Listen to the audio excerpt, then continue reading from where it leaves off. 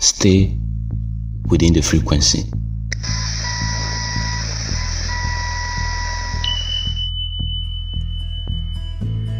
What we need is to stay within the frequency of the Spirit. Once we stop receiving spiritual signals from God, it is possible that we have drifted from the frequency. And at such times, we may stop hearing God, or there will be confusing voices, and we will not be sure which one is which again. I came to realize that this is usually a common experience with everybody who has had a faith crisis. Because once we can no longer hear God, who is our shepherd, calling out to us, we may begin to wander about without direction. Things may eventually become more confusing about our faith, and out of frustration, some persons may even decide to turn off the radio completely and begin to insinuate a lot of things about God.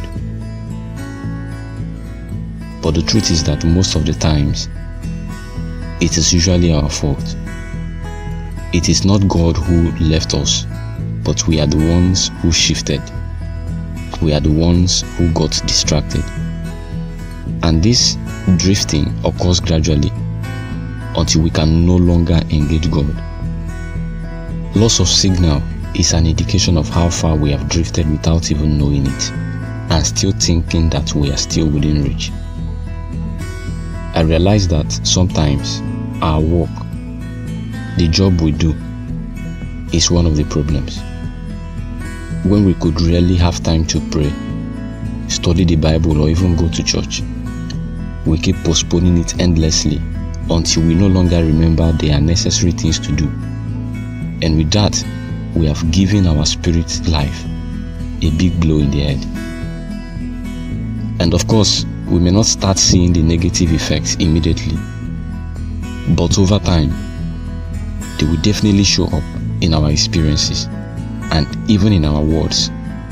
Those sinful habits that we have conquered before now may start dropping back gradually, and we will notice that we no longer have the ability to fight them.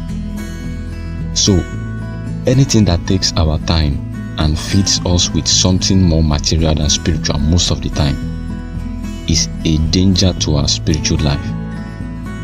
And another example is social media. Very important. Sometimes we can spend a lot of time watching comedy and doing a lot of things online, and we forget it is already past our prayer time. And the fact is, those things will not willingly leave us to continue enjoying our fellowship with God. Rather, they will kill our passion, they will fight with it until we even begin to feel like praying or studying or even sharing God's word is optional, including going to church. So, we are the ones who should decide to step away from those distractions and seek to engage with God again. I said all these things because I have been there in my few years of experience in faith. But I know that God is always ready to help us if we can put forth that little effort from our end. We may not all be strong at the same time, but then it is necessary for those who could find strength at the time when others are weak to do their best by God's grace and help them all. God is with us, and definitely will keep growing from glory to glory. So blow, blow, blow like a mighty wind, Spirit of victory, cover us with your wings.